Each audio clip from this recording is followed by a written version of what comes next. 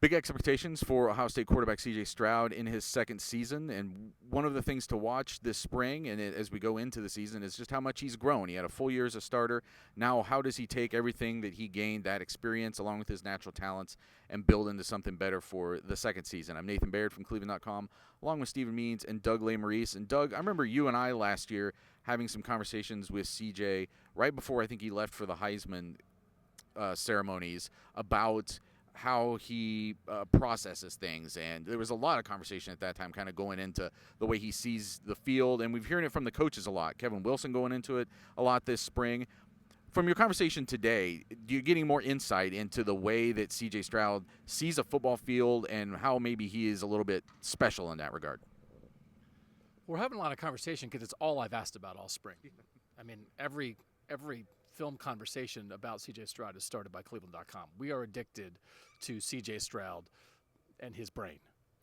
And it was a really good interview session, but I'm like trying to like pull stuff out of it, but it's almost like it was like a film session. You know, I love listening to C.J. Stroud talk about his understanding of the game. And we all want to do the thing of like year two is so much different than year one. I mean, he doesn't necessarily go down that because he's like, well, I kind of got it by the end of last year. I kind of knew what was up.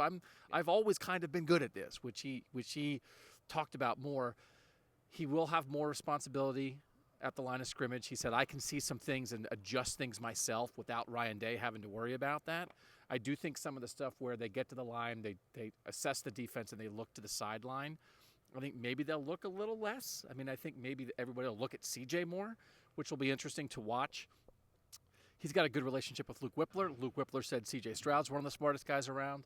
CJ Stroud said Luke Whippler's one of the smartest guys around. They have that relationship in terms of identifying what a front is doing and setting up blocking schemes. But it's just like a session of listening to CJ Stroud explain how much he knows. But again, it goes back. He said, my first year here, DeJuan Jones and Paris Johnson and Luke Whippler and I used to sit around and watch film when we weren't playing. And I said, like, you loved it? And he's like, yeah.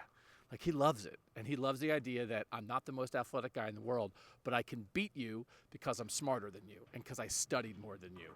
And he relishes that. And every time we get to talk to him about that idea, I love it because I love watching him talk about it and listening to him talk about it because he's real about it. And he's attacking people with his brain, and he's going to do it again. Yeah, I didn't mean to imply that he has some like vast desert he has to cross in ability this year. Last year, after sitting out that Akron game, the last 10 games that was after that, he threw for 300 yards or had 4 or more touchdown passes, one of those two things in all those games, and in 5 of them he did both. And a lot of that was his connection with Jackson Smith-Njigba sort of maturing and developing and then exploding in the Rose Bowl. Stephen, from your conversations today with CJ and then also talking to Jackson earlier this year, are you seeing – how is that growing? How is it still even continuing to develop here in this offseason? Yeah, I asked him about Matthew Stafford and Cooper Kupp because he was at the Super Bowl with his NIL agent, David Muyageta, and Justin Fields and Michael Thomas. It's going to be his agent once he actually goes to the NFL too. And then I pulled him off to the side and kind of reaffirmed that stuff, and he said, yes, we can be Matthew Stafford and Cooper Kupp. And the reason why, he kind of broke down who is who. It's not apple. It's kind of apples and oranges, but he kind of broke down who is who between them and then the Rams quarterback and wide receiver situation. But what this boils down to is he and Jackson have been working together since the moment they stepped on campus. He broke down that touchdown throw at the end of the Rose Bowl and said that they worked on that the first day they were here.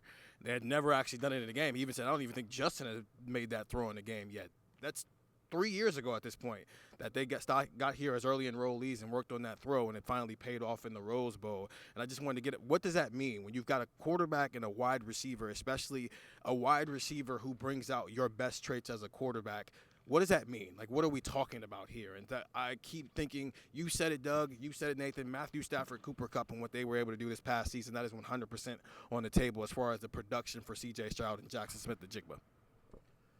Come to cleveland.com/OSU. I've got a piece up there right now about C.J. Stroud and kind of some of the formative experiences he had in youth football and how that's helped him develop into the player he is now. And I think Doug and Steven are both going to have things coming up pretty soon on him too.